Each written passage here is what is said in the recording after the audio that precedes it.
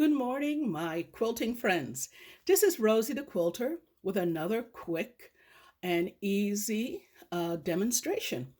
And today, what I'm demonstrating is the way to quick baste a small quilt. In this case, I'm doing the basting for one of my log cabin cross quilts. And as you see here, I already have the completed quilt top. I have the batting, which is a polyester cotton blend, and I have my backing. And of course, you have the backing so that the right side is facing out. Okay. Now, once you have it all laid out on your uh, on your batting and the quilt top to the proper extent so that it is most centered, that's when you could get started. And I always use 505 spray because I'm very sensitive to smells, and I find that 505 has the least smell to any of the spray basting um, sprays that are on the market. So I just do a quick spray. The other nice thing I like about this spray is that it is repositionable. So if you didn't get it right, or if you have a wrinkle or something like that, you can easily take it up and adjust it. And now I never spray directly on my quilt. I spray on the batting. And now I press that.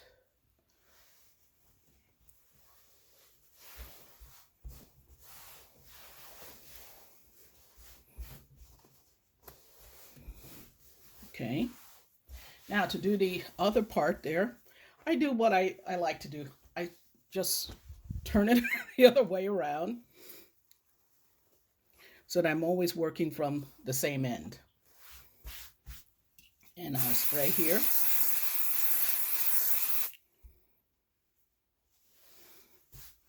I get my spray.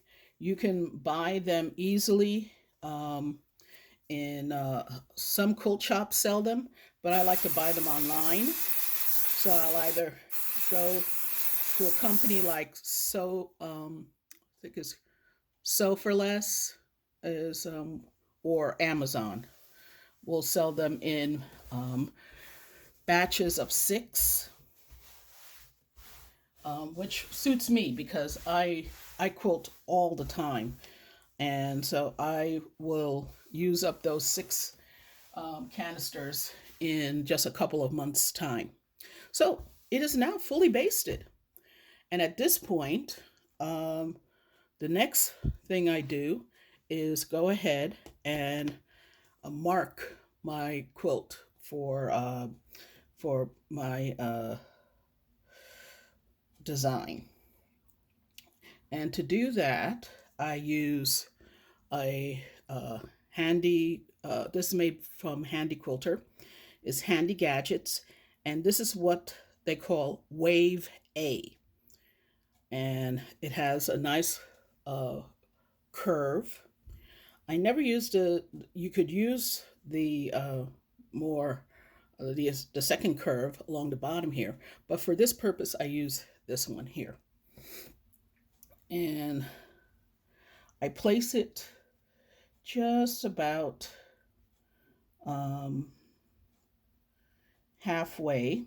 I use one of the markings here to get to even out uh, to this, and between these two. And I like to use a water erasable marker. So when I'm done, I just spritz it with water and it will come right out. So let's see, I'm just going to do it like this, just like that. Sometimes you have to, I don't like to do it too heavy, but in this case, I'm just going to do it just again. So I see that better. And now I'm going to do this side. And I do it so that my curve goes toward each other.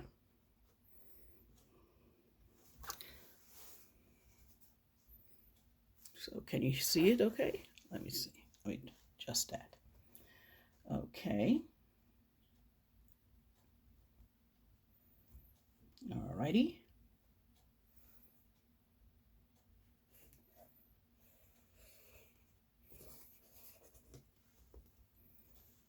There we go.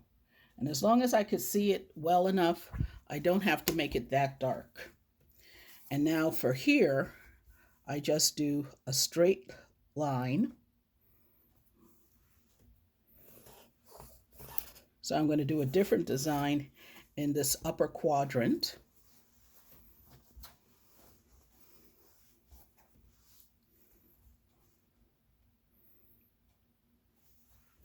But that's really all the marking I do.